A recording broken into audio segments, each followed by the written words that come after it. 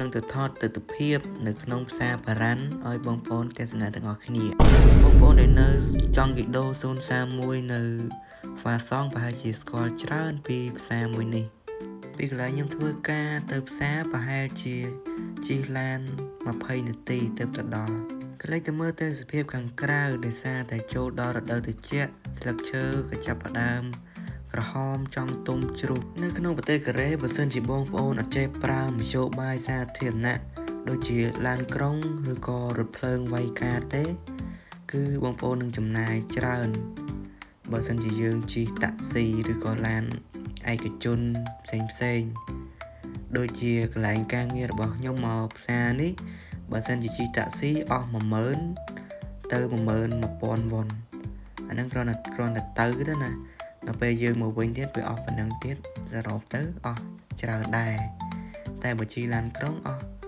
តិចមែនតើអស់មិនដល់10000ទេក្រោម5000និយាយរួមទៅទាំងទៅទាំងមកអស់ថោកមែនតើឥឡូវខ្ញុំបានមកដល់ផ្សារហើយដោយសារតែខ្ញុំមករៀងថ្ងៃ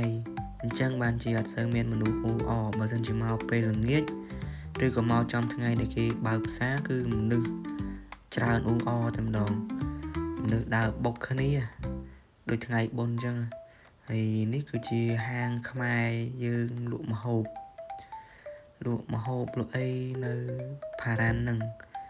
នៅក្នុងផ្សារផារ៉ាន់ហ្នឹងដូចជាមានហាងខ្មែរ2ហើយហាងដែលខ្ញុំចូលនេះគឺហាងដែលគេទើបតែបើកថ្មីហើយហាងចាស់នោះក៏ខ្ញុំខានទៅយូរមិនដឹងថាគេនៅបើកឬក៏គេបិទហើយខ្ញុំអត់ដឹងដែរព្រោះអត់ដែលចូលទៅមើលទៀតយើងហូបបដាស្ដាប់ចម្រៀងបដាព្រោះមានបងប្អូនយើងដែលគាត់ទៅហូបនៅនឹងគាត់ច្រៀងឲ្យសៀងស្ដាប់អញ្ចឹងណាអញ្ចឹងយើងអត់អបសោកទេយើងបានទាំងហូបហើយ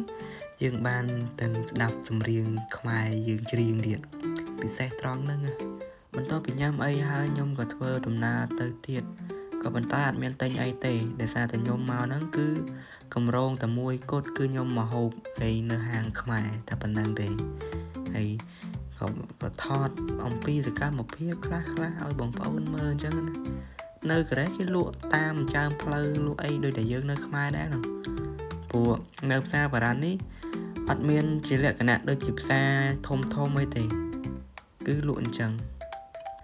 បើថ្ងៃគេបើកផ្សារផងដាក់លក់ពេញផ្លូវហ្មងគេអត់ដាក់លក់នៅតែផ្លូវធំដែលឡានបើកទៅមកហ្នឹងទេតែបើតាមផ្លូវដង្ហែមផ្លូវទូចហ្នឹងគឺគេដាក់លក់ពេញហ្នឹងតែដោយសារតែថ្ងៃនេះមិនមែនជាថ្ងៃបើកផ្សារអញ្ចឹងគេលក់តាមចើមតាមសញ្ញាផ្ទះរបស់គេមួយអញ្ចឹងណាមានលក់ផ្លែឈើលក់អីសពមុខត្រីសាច់អីដូចតែយើងនៅខ្មែរដែរហើយសកម្មភាពនៅក្នុងផ្សារបារ៉ាន់របស់ខ្ញុំថ្ងៃហ្នឹងគឺមានតែប៉ុណ្្នឹងទេហើយខ្ញុំក៏បន្តដំណើរទៅ